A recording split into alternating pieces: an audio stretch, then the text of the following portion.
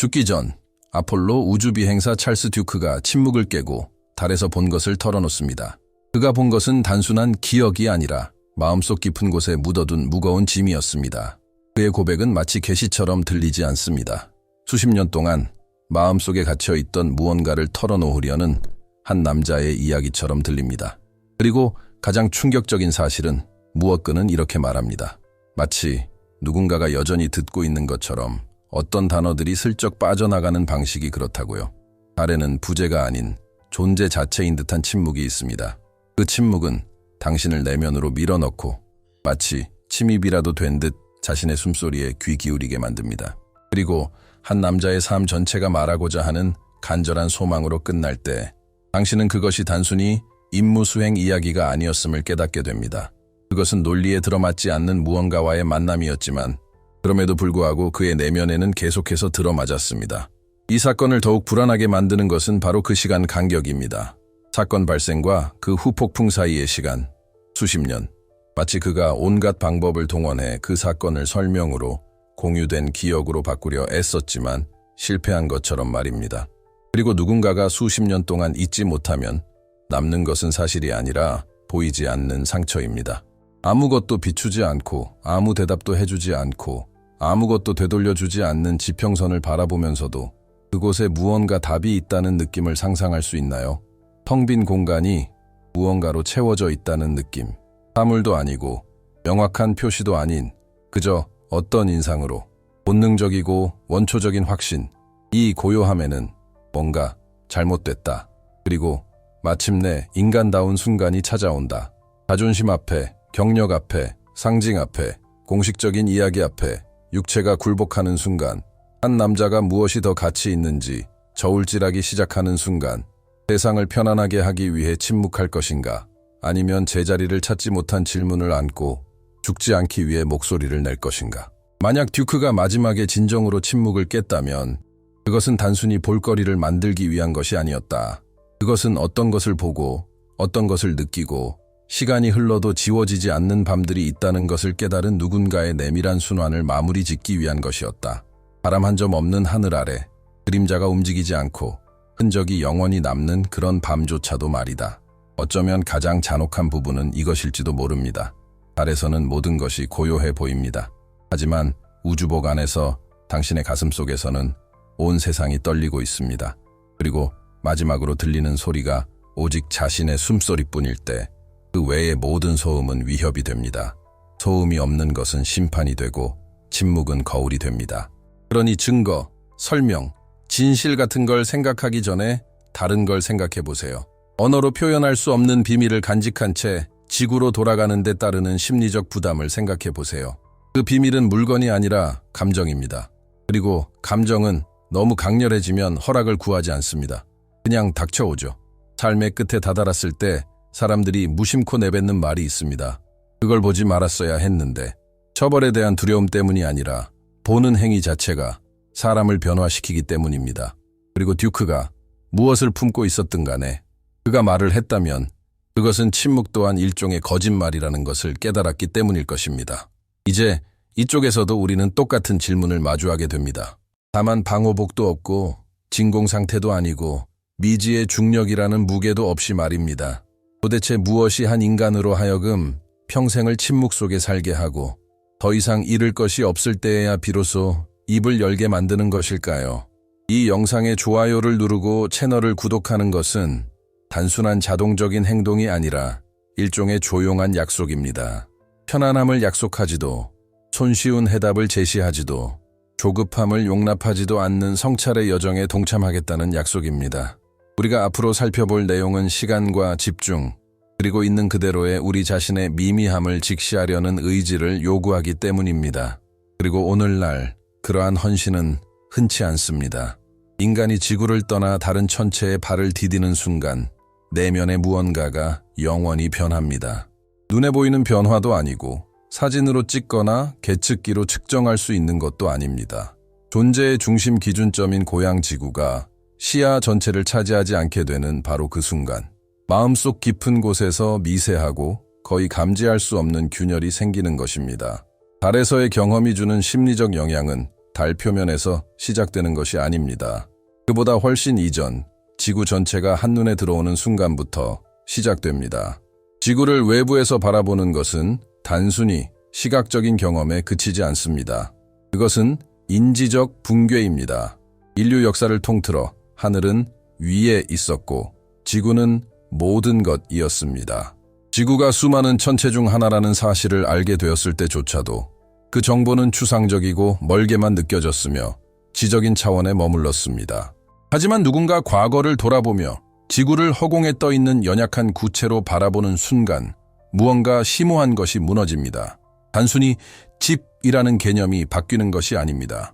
중심이라는 개념 자체가 무너지는 것입니다. 지구는 더 이상 존재의 자연스러운 중심이 아니라 무심한 풍경 속에 놓인 또 하나의 연약한 대상으로 전락합니다.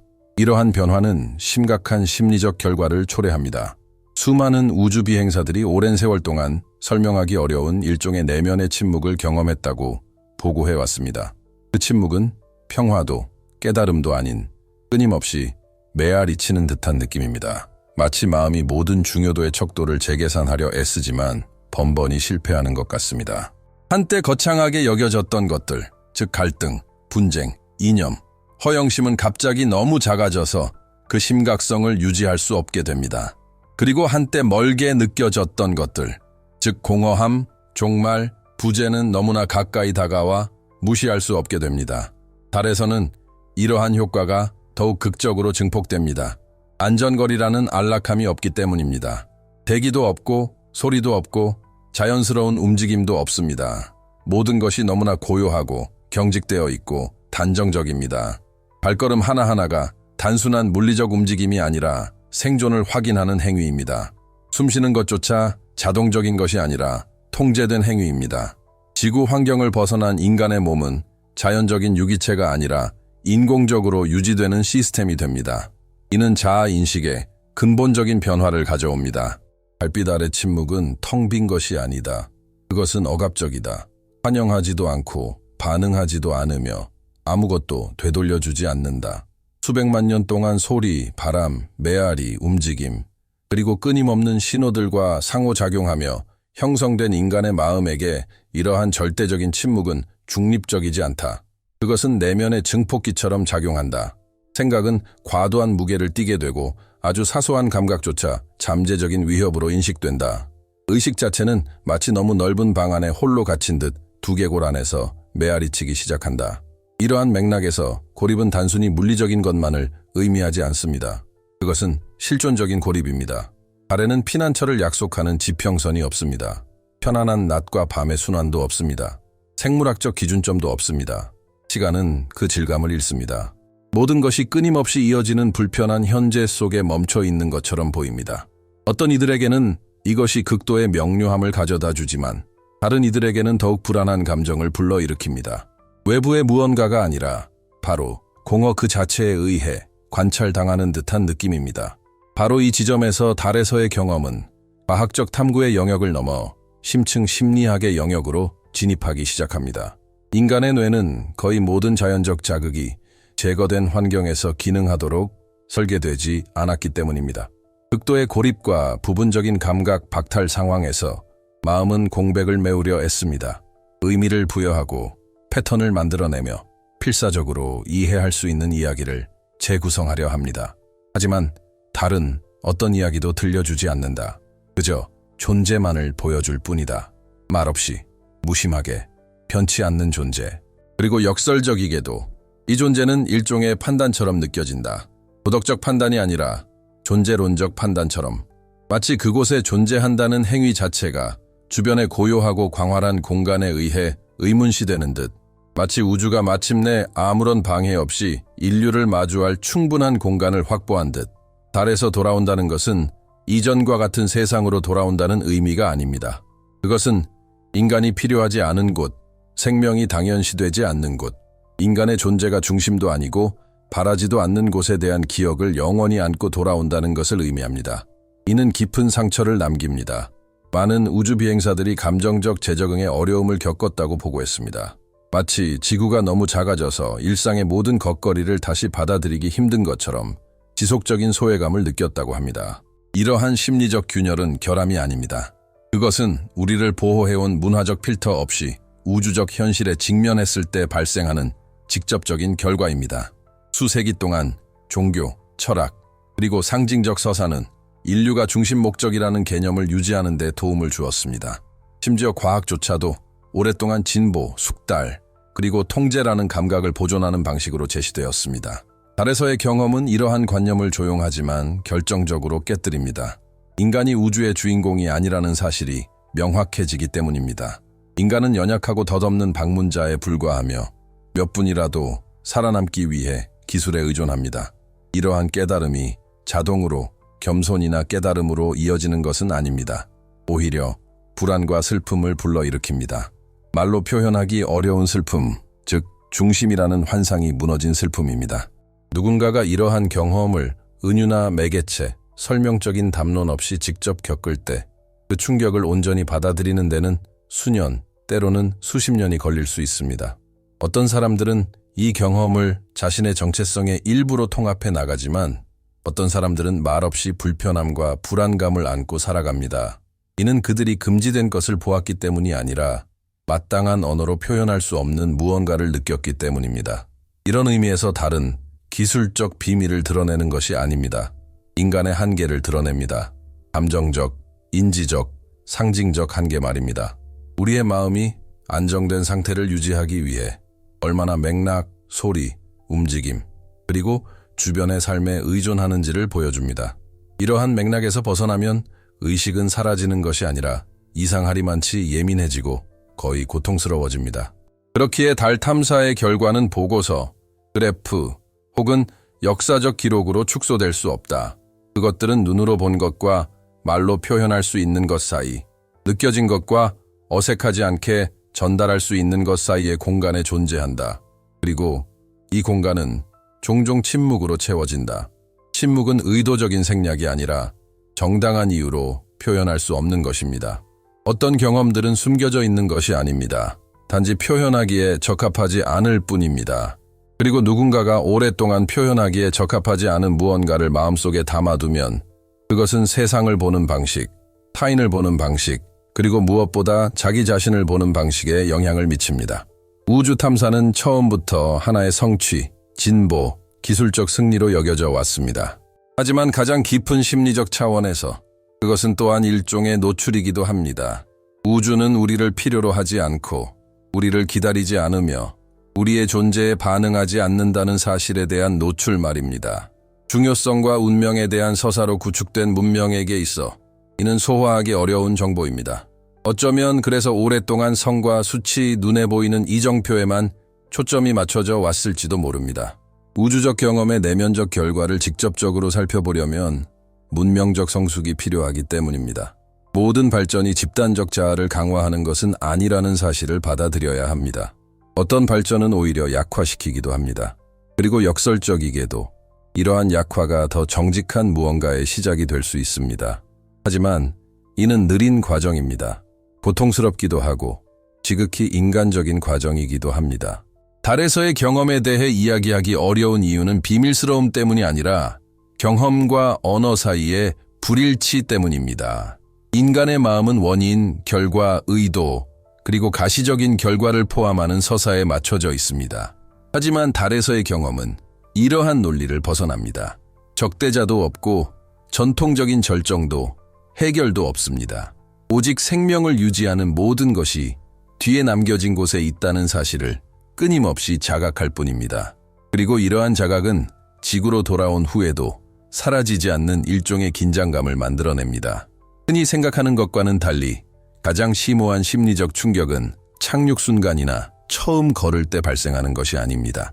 마치 배경소음처럼 서서히 새으며들어 시간이 지날수록 더욱 뚜렷해집니다. 마음은 그 경험을 단편적으로 되짚어보기 시작하는데 영웅적인 기억이 아니라 신체적 감각으로 말입니다. 우주복의 지속적인 압력, 조절된 호흡, 자신의 몸무게가 다르게 느껴지는 점, 자연소음이 완전히 사라진 상태. 이 모든 것이 일상생활에서는 경험할 수 없는 변형된 의식 상태로 내면에서 조직화됩니다. 극한 환경을 경험한 사람들에게는 반복적으로 나타나는 현상이 있다. 바로 완전한 귀환의 느낌이다. 마치 몸은 그곳에 없는데도 의식의 일부가 여전히 그곳에 남아있는 듯한 느낌이다. 달의 경우 이러한 느낌은 완전히 다른 환경 때문에 더욱 강렬해질 수 있다. 달은 단순히 멀리 떨어진 곳이 아니다. 존재의 직관적 법칙이 정지된 듯한 곳이다. 땅은 위안을 주지 않고 하늘은 길잡이가 되어주지 않는다. 침묵은 부재가 아니라 그 자체로 존재하는 실체이다. 이러한 경험은 외부 관찰자에게는 거의 보이지 않는 이전과 이후 사이의 균열을 만들어냅니다. 세상 사람들에게 우주 비행사는 영웅이자 성취와 진보의 상징으로 돌아옵니다. 하지만 스스로에게는 설명하기 어려운 심리적 경계를 넘어선 존재로 남습니다. 이 두 가지 이야기, 즉 공적인 이야기와 내면의 이야기 사이의 대조는 극심한 피로감을 유발할 수 있습니다. 끊임없는 불안감을 안고 있으면서도 완성된 모습을 유지하려는 노력은 지속적인 감정적 에너지를 요구하기 때문입니다. 지구를 외부에서 바라보는 경험은 이러한 피로감을 더욱 깊게 만든다. 아름다움 때문이 아니라 그 규모 때문이다. 멀리서 본 지구는 전통적인 인간의 의미에서 웅장함을 전달하지 않는다. 오히려 연약함을 드러낸다. 아주 얇은 대기층에 둘러싸인 작고 고립된 구체가 그 존재에 아무런 관심도 없는 허공에 떠있는 모습. 이 이미지는 사라지지 않는다. 예상치 못한 순간에 다시 나타나 꿈, 일상의 생각, 심지어 개인적인 결정에까지 스며든다. 많은 사람들에게 이러한 현상은 가치관의 조용한 변화를 동반합니다. 선언적인 변화가 아니라 내면의 재구성입니다. 한때 절박해 보였던 것이 힘을 잃고 확고부동해 보였던 것이 일시적인 것으로 여겨지기 시작합니다. 그러나 이러한 재구성이 반드시 해방으로 이어지는 것은 아닙니다. 목표, 축적, 갈등, 그리고 끊임없는 중요성 주장으로 이루어진 사회에서 자신의 미미함을 깨닫는 것은 깊은 소외감을 불러일으킬 수 있습니다. 우주에 비해 게임판이 너무나 작다는 것을 분명히 알면서도 어떻게 계속해서 게임을 할 수 있을까요? 이런 의미에서 달은 잔혹한 거울과 같습니다. 인간의 얼굴을 비추는 것이 아니라 본질적인 의미의 부재를 비춥니다. 우리가 가치를 부여하는 모든 것은 스스로 만들어내고 유지하고 지켜내야 합니다. 지구 밖에서는 이러한 사실이 더욱 뼈 아프게 드러납니다. 외부의 인정을 받을 만한 흔적도 없고 우주적 목적에 대한 단서도 없습니다. 오직 무기력한 물질, 광활한 시간, 그리고 절대적인 침묵만이 존재할 뿐입니다. 이러한 깨달음은 두 가지 뚜렷한 심리적 경로로 이어질 수 있습니다. 하나는 자신의 무의미함을 성숙하게 받아들여 적극적인 겸손으로 승화시키는 것이고, 다른 하나는 끊임없이 보상하려는 시도, 즉 중요성, 업적, 역사적 관련성을 재확인하려는 욕구로 이어집니다. 두 경우 모두 출발점은 동일한 초기 충격입니다. 차이점은 이러한 경험을 부정하지 않고 처리할 수 있는 능력에 있습니다. 문제는 주류 문화가 이러한 심층적인 고찰을 위한 공간을 거의 제공하지 않는다는 점입니다. 우주 탐사는 흔히 장대하고 깔끔하고 고무적인 것으로 묘사됩니다. 인간의 정신을 극도로 적대적이고 고립된 환경에 노출시키는 것이 가져오는 실제적인 심리적 대기에 대해서는 거의 언급되지 않습니다. 모든 기술적 발전이 그에 상응하는 정서적 또는 상징적 발전을 수반하는 것은 아니라는 사실에 대해서도 거의 논의되지 않습니다. 때로는 기술이 그것을 만들어낸 문명의 심리적 성숙도를 앞지르기도 합니다. 달 환경에서 인간의 몸은 취약한 인공 시스템에 의해 생존을 유지한다. 이러한 끊임없는 의존성은 인간의 취약성에 대한 극도의 자각을 불러일으킨다. 사소한 고장조차 생존을 위협하는 요소가 된다. 실수는 용납되지 않는다. 직관적인 임기응변은 불가능하다. 모든 것은 프로토콜, 계산, 그리고 기계의 완벽한 작동에 달려있다. 이는 개인과 자신의 몸 사이의 관계를 근본적으로 변화시킨다. 몸은 더 이상 믿을 수 있는 존재가 아니라 끊임없이 감시해야 할 대상으로 여겨지게 된다. 이러한 지속적인 경계 상태는 지구로 돌아온다고 해서 자동으로 끝나는 것이 아닙니다. 어떤 이들에게는 마치 자녀 긴장감처럼 남아 있습니다. 완전히 꺼지지 않는 내면의 경고음인 셈입니다. 마치 유기체가 환경이 언제든 치명적일 수 있다는 것을 심층적으로 학습한 것처럼 말입니다. 이러한 학습은 이성적인 것이 아니라 신체적인 것입니다. 그래서 쉽게 잠재울 수 없는 것입니다. 동시에 당혹스러운 역설이 존재합니다. 인간의 연약함을 드러내는 바로 그 경험이 상상할 수 없는 경계를 넘어서는 인간의 능력 또한 보여준다는 것입니다. 생물학적으로 우주에 적합하지 않은 인간이 다른 세계를 걸어 다닐 수 있다는 것은 놀라운 일입니다. 극도의 연약함과 비범한 능력이라는 이 모순은 해결하기 어려운 내적 갈등을 야기합니다. 우리는 너무 작아서 중요하지 않지만 너무 독창적이어서 무시할 수 없습니다. 이 갈등은 쉽게 해소되지 않습니다. 그렇다면 다른 단순한 탐험 목적지를 넘어 상징적인 전환점이 된다. 인류가 지구를 떠날 수 있다는 사실을 구체적으로 깨닫게 된 순간을 의미하지만 그 대가는 심리적으로 매우 크다. 이 대가는 기술 설명서에는 나와 있지 않다. 행간에서, 침묵 속에서, 미묘한 행동 변화 속에서, 그리고 진정으로 남은 것에 대해 이야기하기 어려운 마음 속에서 드러난다. 우주가 우리의 존재를 허용하면서도 그것을 인정하지 않는다는 사실, 즉 반응하지 않고 환영하지 않고 적극적으로 위협하지도 않는다는 사실은 심오하게 불안감을 자아낸다. 우주는 그저 존재할 뿐이다. 그리고 이러한 무관심은 어떤 명백한 적대감보다도 더 불안하게 느껴진다. 왜냐하면 그것은 어떤 서사도 어떤 반대 의견도 제시하지 않기 때문이다.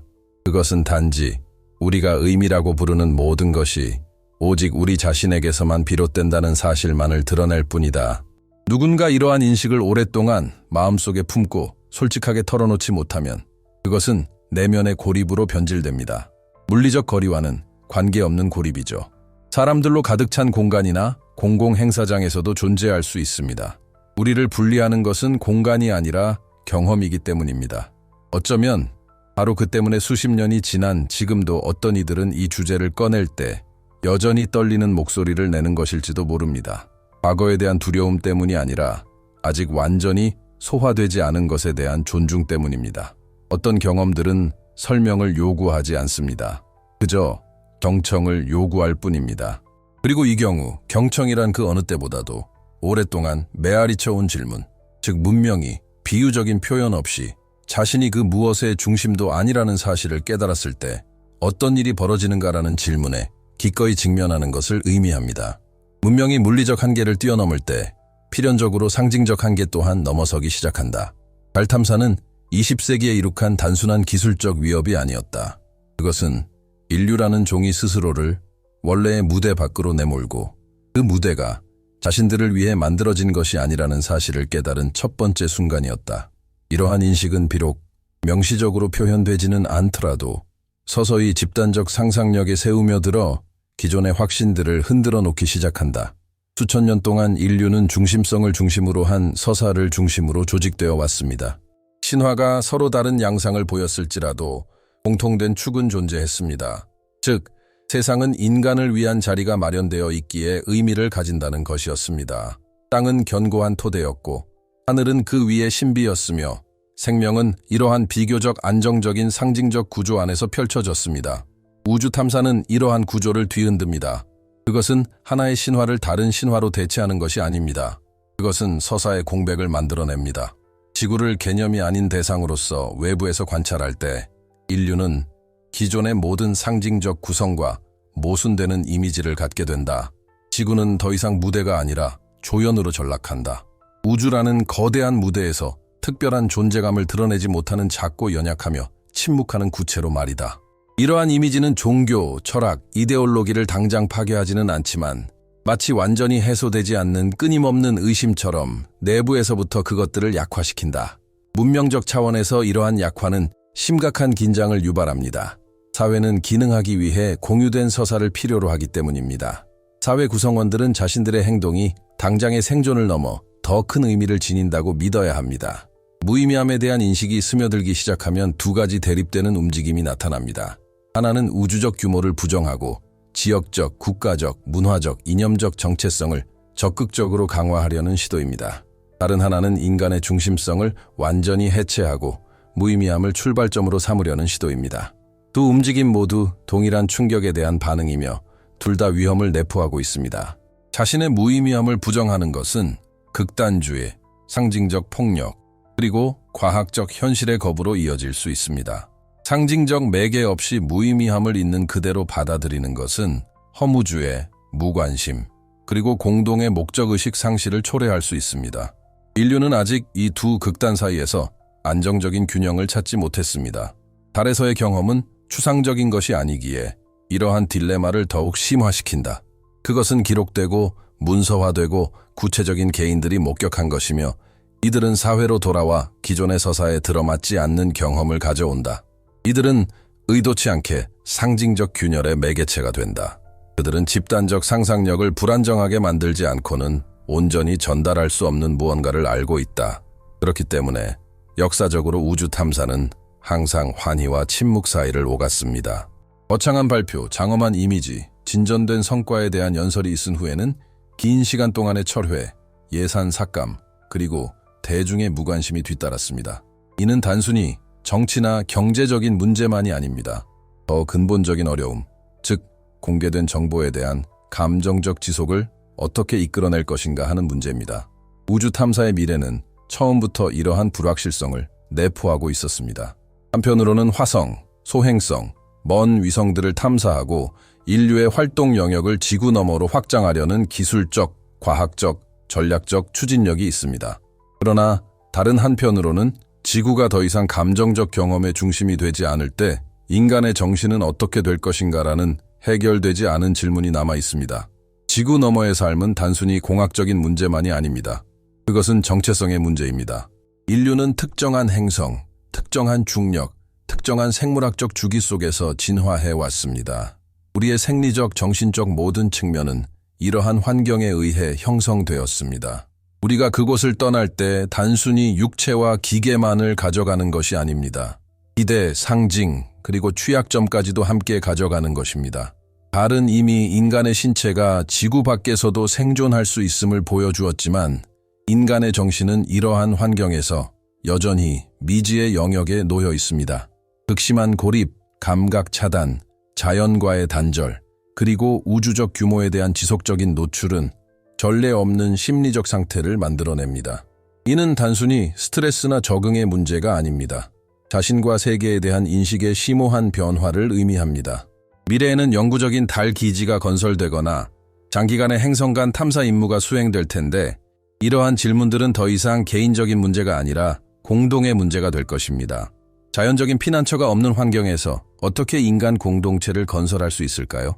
집이라는 개념 자체가 인위적인 곳에서 어떻게 사회적 유대감, 공유된 이야기, 그리고 삶의 목적을 유지할 수 있을까요? 인간 중심성의 상실은 단순히 철학적인 문제에 그치지 않습니다. 이는 실질적인 영향을 미치며 정치적 결정, 과학적 우선순위, 심지어 미래 세대 교육 방식에까지 영향을 줍니다. 만약 지구가 수많은 점 중 하나에 불과하다면 영토를 둘러싼 갈등을 어떻게 정당화할 수 있을까요? 만약 인류가 광활한 우주 속의 한 국지적인 존재에 그친다면 책임감, 보살핌, 그리고 미래를 어떻게 재정의해야 할까요? 우주 탐사는 문명을 성숙시키거나 분열시키는 두 가지 길 중 하나로 몰아넣습니다. 편안한 중간 지대는 없습니다. 중심성이라는 환상에 의존하지 않고 의미를 구성하는 법을 배우거나 점점 더 경직된 서사를 통해 그 환상을 필사적으로 되살리려 애쓰거나 둘 중 하나입니다. 달은 단지 첫 번째 거울일 뿐입니다. 다른 거울들도 뒤따를 것입니다. 가장 불안감을 주는 것은 이러한 과정이 극적으로 일어나지 않는다는 점입니다. 그것은 천천히, 거의 눈에 띄지 않게 일어납니다. 담론의 행간에서 오랜 침묵 속에서 절대적인 확신을 유지하기가 점점 어려워지는 상황 속에서 말입니다. 달 탐사 경험은 여전히 싹을 틔우고 있는 씨앗을 심었습니다. 그리고 모든 씨앗이 그렇듯 그 씨앗도 지표면을 뚫고 나오기 전에 어둠 속에서 자라납니다. 어쩌면 바로 그런 이유 때문에 어떤 이야기들은 수십 년이 지나서야 세상에 드러나는 것일지도 모릅니다. 무언가가 숨겨져서가 아니라 문명 자체가 귀 기울일 준비가 되어 있지 않았기 때문입니다. 집단적으로 경청하는 능력은 기술보다 훨씬 느리게 발전합니다. 그리고 어떤 진실들은 시간이 흘러야만 비로소 성숙해지는 과정을 필요로 합니다. 달은 고요하고 적막한 모습으로 그 자리에 머물러 있다. 위협으로서도 약속으로서도 아니다. 다만 우주가 우리를 위해 만들어진 것이 아니라는 사실을 끊임없이 일깨워주는 존재로서, 그리고 우리가 계속해서 우주를 탐험하고 싶다면 인류가 멸망하지 않고 이 진실을 받아들이며 살아가는 법을 배워야 한다는 사실을 말이다. 그것이 바로 우주 탐사의 진정한 도전입니다. 더 멀리 나아가는 것이 아니라 전진하는 동안 우리 자신을 온전히 지키는 것입니다. 이 시점부터 논쟁은 더욱 미묘해집니다. 더 이상 달 탐사 경험으로 영향을 받은 개인에 대한 이야기만이 아니라 스스로를 주변부로 인식하기 시작하는 문명의 심리적 구조 자체에 대한 이야기이기 때문입니다. 중심성의 상실은 한순간에 일어나는 것이 아닙니다. 마치 근본적인 확신들이 서서히 침식되는 것처럼 시간적 흐름에 따라 층층이 발생합니다. 인류가 지구가 태양계의 중심이 아니라는 사실을 깨달았을 때 그것은 이미 엄청난 충격이었다. 하지만 그때까지는 인류가 특별하고 의식이 있으며 목적을 부여받았고 유일무이한 행성에 살고 있다는 편안한 이야기를 유지할 수 있었다. 그러나 우주 탐사는 이러한 이야기를 극한까지 몰아붙인다. 지구가 중심이 아닐 뿐만 아니라 어쩌면 인간의 생명 자체도 우주 질서 속에서 특별한 위치를 차지하고 있지 않을지도 모른다는 것을 조용히 암시한다. 이러한 인식은 우리가 미래를 생각하는 방식을 바꿔놓습니다. 우주 식민지화 프로젝트, 소행성 채굴, 행성 간 여행은 종종 인류 운명의 자연스러운 연장선으로 여겨집니다. 하지만 이러한 행위가 치러야 할 상징적인 대가는 거의 논의되지 않습니다. 극도로 적대적인 환경으로 진출한다는 것은 우주가 우리를 두 팔 벌려 환영하지 않는다는 사실을 받아들여야 함을 의미합니다. 모든 진전은 우주의 절대적인 무관심에 맞서 이루어져야 한다는 것을 말입니다. 달은 다시 한번 심리학적 실험실의 역할을 하고 있다. 지구를 떠나 생존하는 것이 가능하다는 것을 보여주었지만 생존과 삶은 다르다는 것도 보여주었다. 인간의 삶은 산소와 적정 온도 이상의 것을 필요로 한다. 의미, 소속감, 그리고 상징적 연속성이 중요하다. 지구 밖에서는 이 모든 것을 인공적으로 재구성해야 한다. 이 점은 우주 탐사의 미래에 매우 중요합니다. 만약 우리가 지구 밖 생활의 심리적 영향을 이해하고 통합하지 못한다면 기술적으로는 뛰어나지만 감정적으로는 분열된 탐험가 세대를 만들어낼 위험이 있습니다. 복잡한 시스템을 다룰 줄 아는 사람들이지만 자신이 누구이고 왜 그곳에 있는지에 대한 안정적인 내면의 서사를 유지할 수 없는 사람들 말입니다. 달에서의 경험은 우주의 침묵이 중립적이지 않다는 것을 보여주었습니다. 그것은 답을 찾지 못한 질문들을 비춰주는 거울과 같습니다. 관찰자가 아무도 없을 때 우리는 누구인가? 목격자가 없을 때 우리는 무엇인가? 주변 환경으로부터 인정받지 못할 때 인간의 정체성은 어떻게 되는가? 이 질문들은 추상적인 의미의 철학적 질문이 아닙니다. 그것들은 실질적인 결과를 초래합니다. 우울증, 고립, 해리 현상, 심지어 개인의 권위, 규칙, 그리고 삶의 목적에 대처하는 방식에까지 영향을 미칩니다. 극한 환경에서 인간의 정신은 정서적 생존 메커니즘을 중심으로 재편되는 경향이 있습니다. 어떤 이들은 더욱 내성적으로 변하고 어떤 이들은 지나치게 경직되며 또 어떤 이들은 허구적인 것이라도 가리지 않고 모든 신호에서 의미를 찾으려 합니다. 문명 전체는 비슷한 반응을 보인다. 중심성을 상실했을 때 문명은 성숙을 택할 수도 있고 보상적인 서사에 매달릴 수도 있다. 심오한 이해에 투자할 수도 있고 피상적인 오락거리에 몰두할 수도 있다. 우주 탐사를 집단적 자아 성찰의 도구로 활용할 수도 있고 단순히 기술적 볼거리로만 여길 수도 있다. 많은 달 관측 기록을 둘러싼 침묵은 단순히 검열이나 은폐로만 해석되어서는 안 됩니다. 오히려 이는 훨씬 더 복잡한 문제의 징후일 수 있습니다. 즉, 기본적인 의미 범주를 뒤흔드는 경험을 해석하는 데 따르는 진정한 어려움 때문입니다. 우주가 반응하지 않는다고 단정짓기는 어렵습니다. 어쩌면 우리의 업적을 관찰하는 외부의 계획이 존재하지 않을지도 모른다고 인정하는 것 또한 쉽지 않습니다.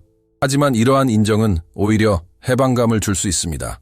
중심성이 보장되지 않는다면 의미는 주어진 것이 아니라 구성되는 것이 되기 때문입니다. 우주에 의해 부여되는 것이 아니라 인간 의식 자체가 만들어내는 것이 되는 것입니다.